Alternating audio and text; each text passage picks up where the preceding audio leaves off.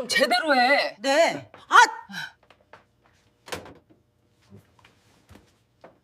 너 지금 뭐 하는 거야? 시부모와 나란히 식사를 하는 현숙 씨의 모습이 보였는데 시어머니는 왜인지 인상을 쓰고 있었고 현숙 씨가 더 드릴까요? 하고 묻자 시어머니는 밥맛 좋다며 조금만 더 달라고 했지만 시아버지는 적당히 먹으라며 말렸는데 이 집 시부모 사이가 심상치 않은 것 같았고 뭔가 신경이 날카로워진 것처럼 보였습니다.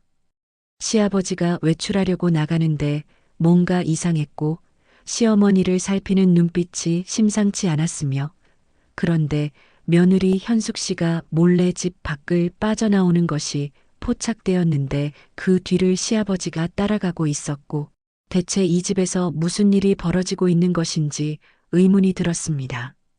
어느 날 아침 출근길에 나서는 가족들의 모습이 보였는데 현숙 씨는 아들에게 엄마 몸 좀 챙기라며 얼굴이 왜 그러냐고 걱정했고 시아버지가 2층에서 내려오는데 며느리를 보는 시선이 아주 아들을 배웅하던 현숙 씨가 갑자기 묘한 표정을 지었는데 시어머니가 자신을 주시하고 있었기 때문입니다.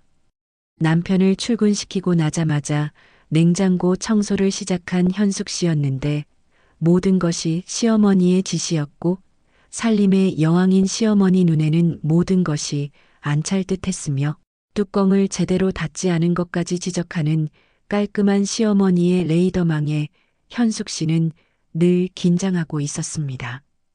그런데 갑자기 위층에서 무슨 소리가 들렸는데 시어머니는 도둑이라도 잡으려는 듯 과감하게 2층으로 달려갔고 그곳에서 에어로빅 삼매경에 빠진 여성이 있었는데 그녀의 정체가 궁금했습니다.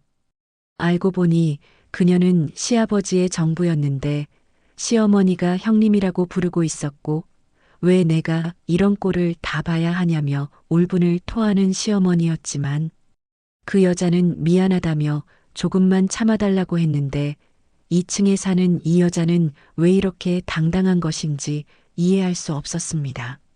사실 한 달 전 시아버지 성봉 씨는 시어머니 정혜 씨에게 큰 담을 지었는데 자신이 다른 여자를 만나고 있다고 고백했고 어이없게도 그 내연녀를 자신의 집으로 데려와 살겠다고 선포했으며 두 눈을 뜨고 코 베이는 꼴을 당해야만 했던 정혜 씨와 며느리 현숙 씨도 황당하기는 마찬가지였는데 독불장군 시아버지는 그렇게 당당히 내연녀를 집안으로 끌어들였습니다. 이 여인이 바로 2층에 살기 시작한 문희 씨였는데 무슨 조선시대도 아니고 처첩이 한 집에서 살게 되다니 믿을 수 없는 상황이었으며 시어머니는 남편의 내연녀를 쫓아내기 위해 수시로 협박과 회유를 반복했지만 그 내연녀는 만만한 상대가 아니었고 그 모습을 지켜보는 며느리도 굉장히 불안한 상태였습니다. 그날 밤 시어머니는 남편에게 그 여자를 쫓아내라고 했지만 시아버지는 평생을 같이 살았으니 이제 자기가 좋아하는 사람과 살겠다며 오히려 아내를 협박했고 적반하장도 유분수지 이렇게 어이없는 두 사람은 처음일 것 같았습니다. 다음 날 며느리 현숙 씨가 시아버지를 병실 밖으로 불러내자 시아버지는 늙은 사람이 마음에 드는 여자와 살겠다는데 왜 이렇게 말이 많냐며 화를 냈고 현숙 씨는 어머님 손실은 어떻게 하냐고 물었지만 시아버지는 자기한테 기대할 생각을 아예 하지 말라며 냉정하게 대답했는데 시아버지가 보통 사람이 아니었습니다. 일주일 후 현숙 씨가 시어머니와 함께 장을 보러 갔는데 하필 그때 시어머니 속이 뒤집어지는 광경이 펼쳐졌는데 남편과 내연녀가 함께 쇼핑을 하고 있었고 심지어 그 여자에게 옷을 사주려는 남편의 모습을 보며 시어머니는 절망했으며 며느리도 눈앞에서 이런 광경을 보니 너무 불쾌했습니다. 다음 날 고부가 함께 아침상을 차리고 있었는데 현숙 씨는 2층에 사는 여자를 위한 밥상까지 차려야 했고 시어머니의 안색이 좋을 리 없었으며 심지어 시아버지는 며느리가 차린 음식이 별로라며 왜 여기서 먹으려고 하냐며 2층으로 올라가 버렸는데 첩 살림을 하면서 이렇게 당당할 수가 있다니 시아버지는 참 황당한 사람이었습니다.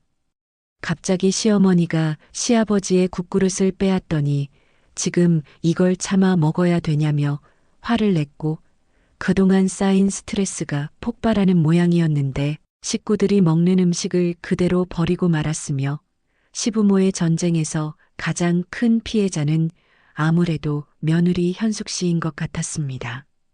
그리고 3일 후 혼자 장을 보고 돌아온 며느리 현숙 씨에게 충격적인 사건이 발생했는데 시어머니 정혜 씨와 시아버지의 정부 문희 씨가 몸싸움을 벌이고 있었고 칼까지 들고 있는 상황이었으며 시어머니와 시아버지의 첩 두 여자의 싸움에 어찌할 바를 모르는 며느리 현숙 씨는 당황스러웠는데 이제는 남편의 첩에게 폭행까지 당하는 시어머니의 처지가 딱하기 그지없었습니다.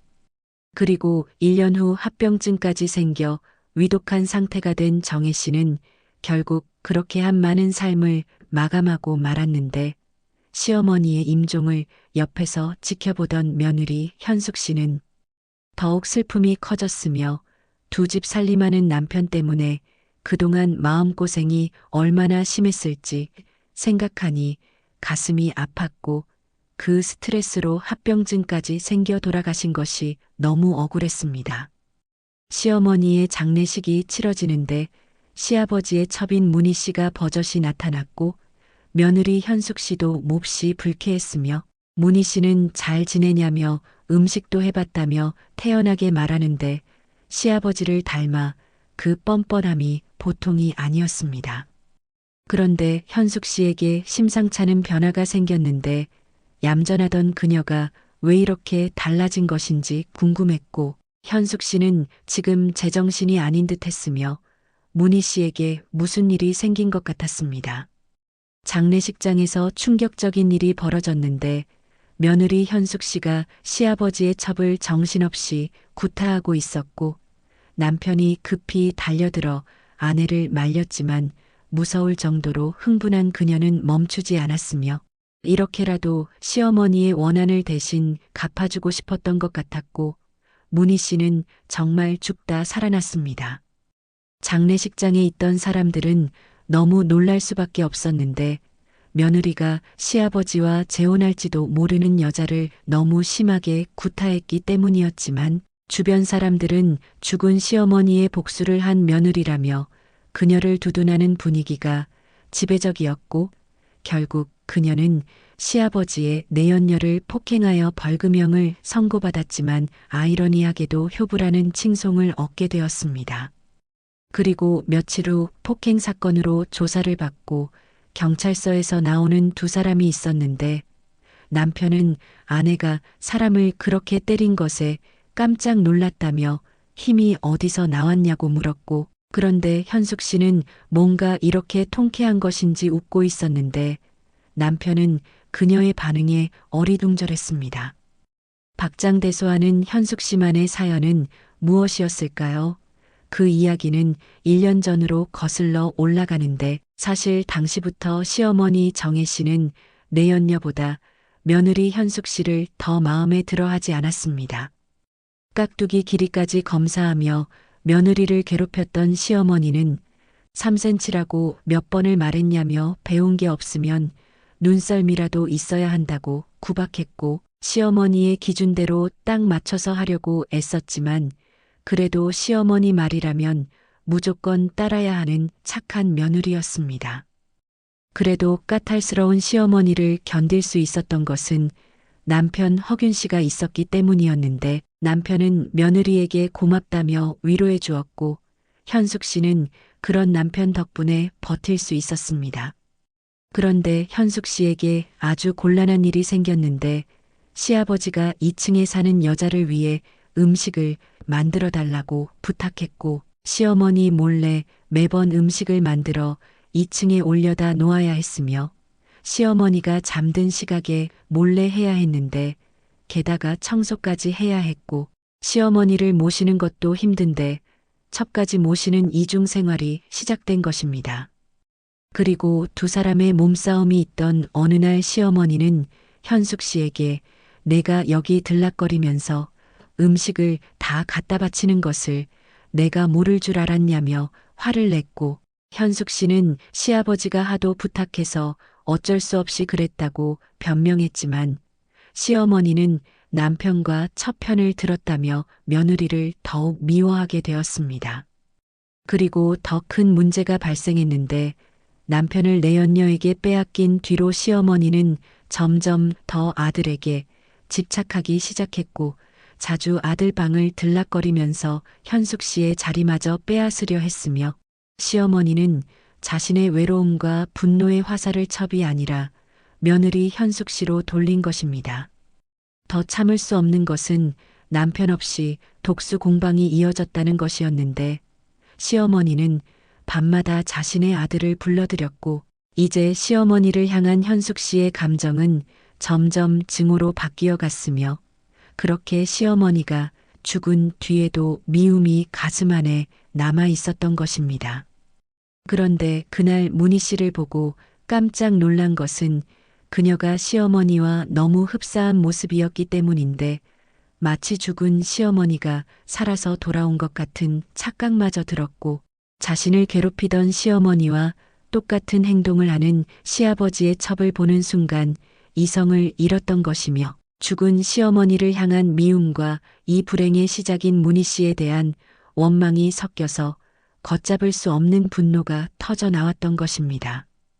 이런 사실을 알 리 없는 시아버지와 남편은 현숙 씨를 효부라고 생각하고 있었고, 현숙 씨는 가동한 묵은 때를 크게 벗겨냈으니 시어머니도 좋아하실 거라고 혼자 생각하며 씁쓸하게 웃었는데, 시어머니의 원한을 풀어준 효부, 때로는 모두를 힘들게 하는 진실보다는 위안을 주는 거짓이 나을 때가 있을지도 모르겠습니다.